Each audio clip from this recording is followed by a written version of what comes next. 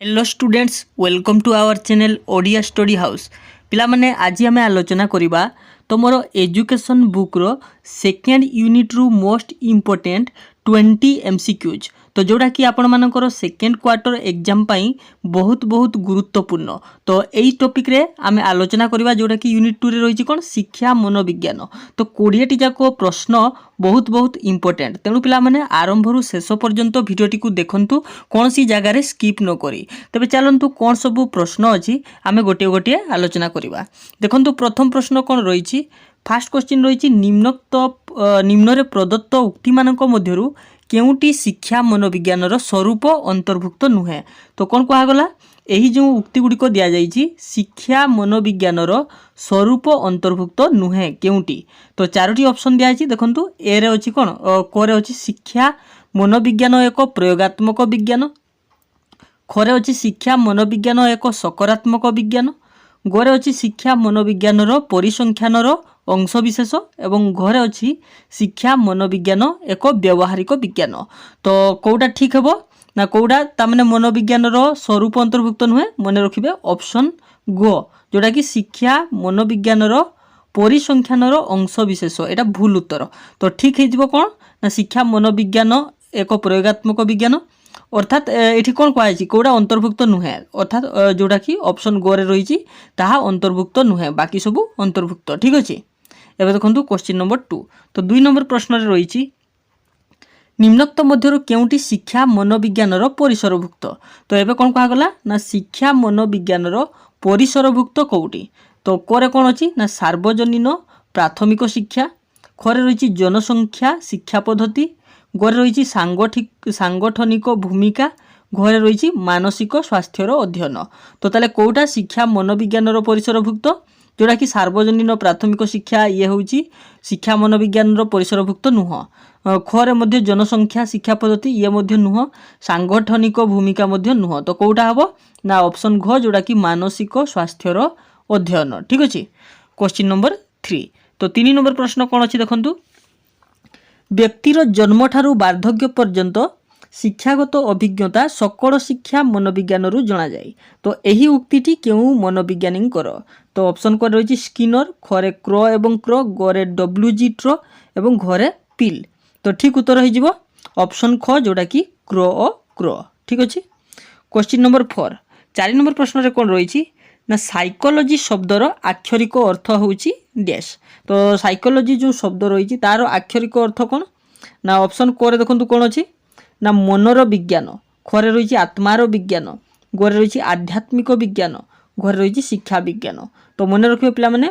Psychology शब्दर आक्षरिक अर्थ होची option ख जोड़ा कि आत्मार विज्ञान तो मोस्ट इंपोर्टेंट क्वेश्चन तो क्वेश्चन नंबर 5 देखंतु 5 नंबर प्रश्न रे कौन रही ना निम्नोक्त केउ बयस बा पर्यायर एक व्यक्तिर अभिवृद्धि बड़ होता है तो ऑप्शन कर रही 21 वर्ष खरे रही 50 वर्ष गरे रही परिपक्वता एवं घर रही पौढ़ावस्था तो मन रखिए तो यार सठिक उत्तर हो परिपक्वता तो अभिवृद्धि को व्यक्तिर अभिवृद्धि को परिपक्वता बोली कहा जाए तो ऑप्शन गो हो ठीक उत्तर क्वेश्चन नंबर 6 निम्नोक्त बयस सीमा मध्यरु केउटी कैशोर अवस्थार बयस सीमा को सूचित करे तो एमध्य कौटा गोटे कैशोर अवस्था जो व्यक्तिर रही पिलार तो कौ बयसटा को कह जाए ना ऑप्शन कर रही 12 रु 21 खरे 12 रु 20 घरे रही 14 रु 20 एवं घर रही 20 रु 25 तो मन रखिए कैशोर अवस्थार बयस सीमा हूँ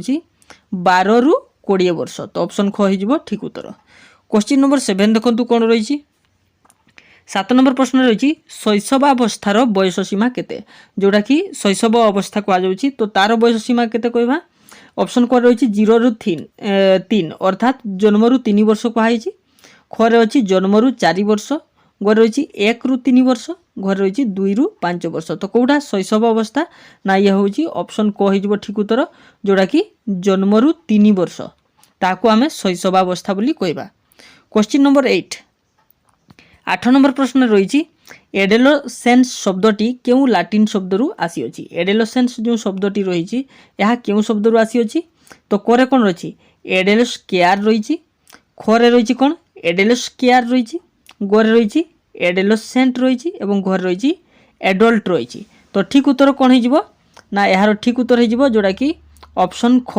तो ताहा कौन हो ना एडेलोस्केयर ADOLESCERE मन रखिए CARE नुह। तो ऑप्शन ख हो ठीक उत्तर जार अर्थ कौन ना जार अर्थ हूँ परिपक्वत्व हेबा परिपक्व हेबा एडेलोस्केयर मीन्स परिपक्व हेबा अर्थात जोड़ा कि आम कहू मेच्योर हेबा तो मेच्योरिटी ठीक अच्छे।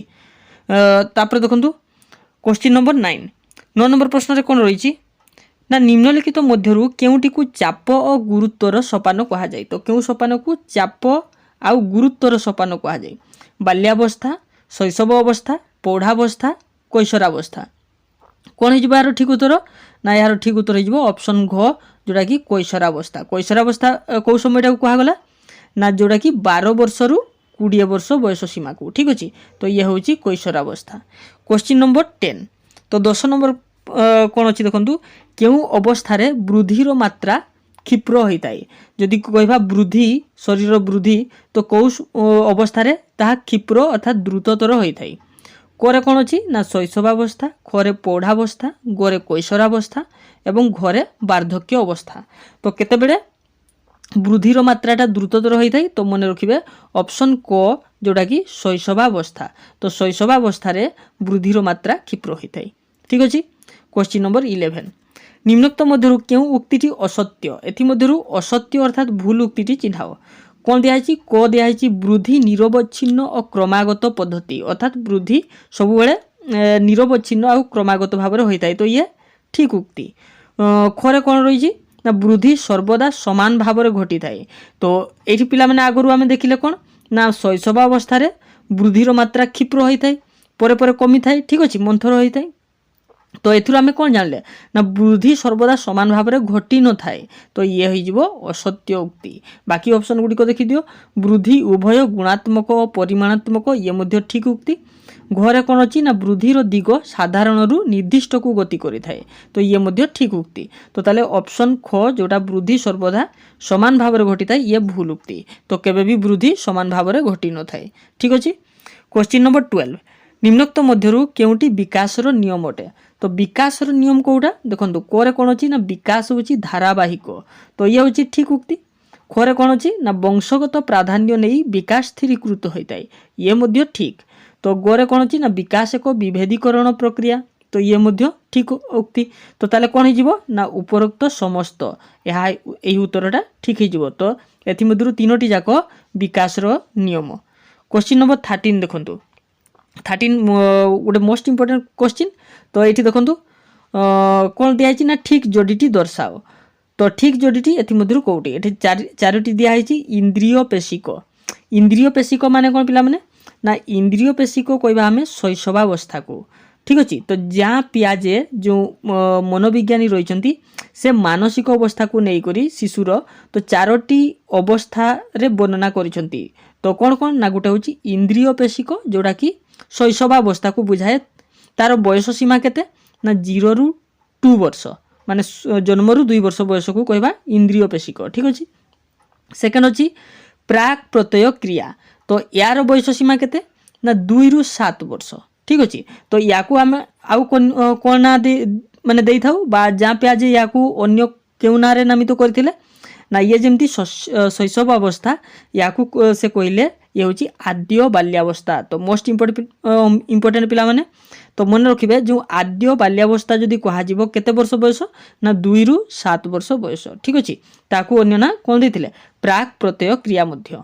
3 रे कौन अच्छी ना मृत प्रत्यय क्रिया या कहवा जोड़ा कि परवर्ती बाल्यावस्था ठीक अच्छे। तो ये हूँ 7 रु 12 वर्ष बयस। तापर देखो आईवी रे कौन अच्छी ना औपचारिक क्रिया जोड़ा कि कैशोर अवस्था बोली कह जाउछि ठीक अच्छे जोड़ा कि 12 रु 15 वर्ष बयस।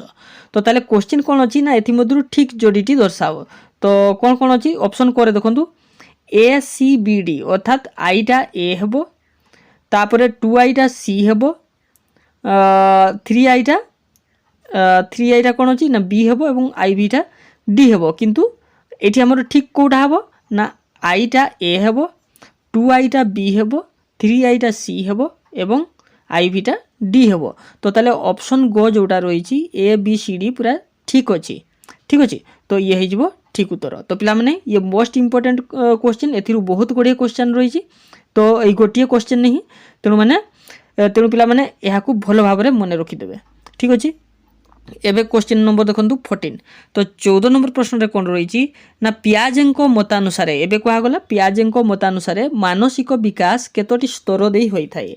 तो ये जो पियाजे जो कही केतोटी स्तर ना 4टी स्तर। तो ऑप्शन ख हो ठीक उत्तर। तो कौन कौन पिला माने जानि पारले जो 4टी स्तर थिला ए गुडी को इंद्रिय पेशिक प्राक प्रत्यय क्रिया मृत प्रत्यय क्रिया एवं औपचारिक क्रिया। तो यही 4टी स्तर देकरी मानसिक विकास होता है। एवं देखो क्वेश्चन नंबर 15। शैशवावस्था शारीरिक विकास पाई निम्नोक्त मध्यरु क्यों उक्तिटी असत्य। जदि आमे कहबा शैशवावस्था शारीरिक विकास केमिति होता है तो एथि मध्यरु कोटा गोटे असत्य उक्ति रही। कोरे कौन रही ना द्रुत शारीरिक अभिवृद्धि। तो पूर्वर आमे पढ़ी जे शैशवावस्था शारीरिक अभिवृद्धि द्रुततर होता है। तो ये ठीक उक्ति। शिशु मानकर हाराहारी उच्चता 18 इंच होता है। तो पिला माने ये भी मन रखिए। ठीक अच्छे। तो ऑप्शन रु ही बहुत गुड़े क्वेश्चन रही। तो ये भाया क्वेश्चन आपण मानकु दियाही जेमती कि गोटे प्रश्न रु अनेक गुड़िए प्रश्न पाई परिबे। ठीक अच्छे। तो शैशवावस्था शारीरिक विकास पाई क्यों उक्ति असत्य मन रखिए। तो ताले द्रुत शारीरिक अभिवृद्धि ये होची ठीक। शिशु मानकर हाराहारी उच्चता 18 इंच थाए ये मध्य ठीक। ओजन 3 रु 4.5 किग्रा होता है ये मध्य ठीक उत्तर। घरे कौन अच्छी ना 12 मास बयस शिशुर ओजन 2 गुण वृद्धि पाई थाए। तो तार जन्म जी ओजन थिला 12 मास अर्थात 1 वर्ष पर शिशुर ओजन केते हेबो ना एठी भूल अच्छी कौन 2 गुण हेबो नहीं। तो ये हेबो 3 गुण वृद्धि पाई थाए। तो मन रखिए पिला माने। तो जोटा कि शैशवावस्थार शारीरिक विकासटा कोटा ठीक हेबो ना 12 मास बयस शिशुर ओजन ये 2 गुण बदल 3 गुण वृद्धि पाई थाए होता। तो असत्य ताले यही ऑप्शन घ। ठीक अच्छे। एबे देखो क्वेश्चन नंबर 16। 16 कौन अच्छी ना शिशुर क्यों अवस्था शिशु खेल साथी मानक सह अधिक समय बिताई थाए। तो मन रखिए जो माने क्यों अवस्था जो शैशवावस्था ना आद्य बाल्यावस्था ना परवर्ती बाल्यावस्था ना कैशोरावस्था। तो खेल साथी मानक सहित अधिक समय क्यों अवस्था बिताई थाए। तो मन रखिए ये हूँ ऑप्शन ग जोड़ा कि परवर्ती बाल्यावस्था। ठीक अच्छे। तो खेल साथी मान सहित अधिक माने समय बितेबे दल गठन करेंगे यहाँ केते वर्ष बयस। तो जोड़ा कि परवर्ती बाल्यावस्था। तो मन रखिए ये 7 रु 12 वर्ष बयस। ठीक अच्छे। Question number 17। 17 कौन रही ना क्योंटी कैशोरावस्था देखा जाउथवा लक्षण मध्यरु असत्य। तो एथि मध्यरु क्यों लक्षणटा कैशोरावस्था देखा जाई न थाए। कोरे कौन रही ना साधारणतः 12 रु 19 बयस को कैशोरावस्था कहा जाए। तो ये ठीक उक्ति। 12 रु कोठी कोठी 20 वर्ष लिखाई कोठी 19 वर्ष ये ठीक उक्ति। ठीक अच्छे। खोरे कौन अच्छी ना किशोरी मानकर प्रजनन अंगर द्रुत विकास होता है। तो ये मध्य ठीक उक्ति जोड़ा कि 12 रु 19 वर्ष बयस। गोरे कौन अच्छी ना साधारणतः झील मान तुलन पुओ मानकर उच्चता अधिक होता है। तो देखो पिला माने एठी टिके भूल दिखाई। कौन भूल अच्छी ना यार अपोजिट होता है। अर्थात झील मान तुलन में पुओ मानकर जो उच्चता कम होता है। ठीक अच्छे। अर्थात झील मैंने अधिक उच्चता होता पुओ मैंने कम उच्चता होता। तो ये भूल उक्ति। ठीक अच्छे। आ गए देखो घरे अच्छी पुओ मान स्वर गंभीर हुए झील मान स्वर मधुर होता है ये मध्य ठीक उक्ति। ताले कौड़ा असत्य ना ऑप्शन ग हो असत्य। तो यह हो ठीक उत्तर। ठीक अच्छे। एबे देखो क्वेश्चन नंबर 18। क्यों अवस्था आवेग अत्यंत तीव्र अजक्तिकर एवं नियंत्रण मुक्त होता है। तो यहाँ क्यों अवस्था बाल्यावस्था कैशोरावस्था पौढ़ावस्था प्रौढ़ावस्था एवं वार्धक्य अवस्था। तो कौठारे आवेग अत्यंत तीव्र अजक्तिकर एवं नियंत्रण मुक्त। तो पिला माने आवेग कौन ना आवेग होची मनर भावना जोड़ा कि आम कह से हसिबा कांदिबा। ठीक अच्छे। हस कांद दुख सुख भल पाइबा घृणा इत्यादि गोटे गोटे आवेग। ठीक अच्छे। तो यहाँ हूँ क्यों अवस्था अत्यंत तीव्र आउ अजौक्तिकर होता है। तो मन रखिए यहाँ ऑप्शन ख हो कैशोरावस्था। 12 रु 20 वर्ष बयस तार जो आवेग माने हठात रागी जावा हठात माने भल पाइबा। ठीक अच्छे। माने हठात खुशी होगा हठात दुख प्रकाश करवा यही सबू माने तीव्र होता है तार आवेग। तो नियंत्रण मुक्त होता है। तो ऑप्शन ख हो ठीक उत्तर।